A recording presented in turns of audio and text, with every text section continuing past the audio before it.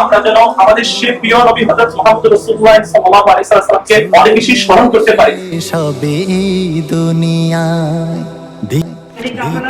সেই ঢাকা কলেজে শিক্ষা কার্যক্রমে সেক্রেটারি বাংলাদেশের সাবেক কেন্দ্রীয় আন্তর্জাতিক পরিষদের অন্যতম সদস্য ডক্টর আব্দুল মান্নান আলী ভাইকে আমরা যে আন্দোলন করছি সেই আন্দোলন, সেই মুভমেন্ট পৃথিবীতে যত নবী এবং রাসূল আসছেন এবং তাদের অনুসারীরা আসছেন, তারা যে কাজটা করেছেন আমরা সেই কাজটাই করছি।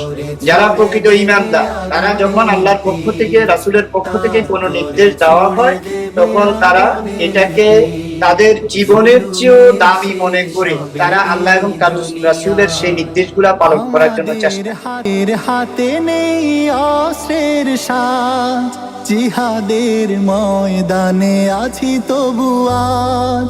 আমাদের হাতে নেই অস্ত্রের সাজ, জিহাদের ময়দানে আছি তবু আজ।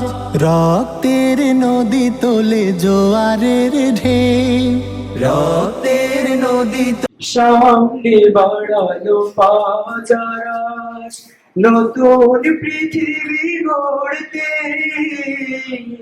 জানা তো আছে তাদের সবার কত যে হবে লড়তে। তা করে ছড়ে দেবে আগুন।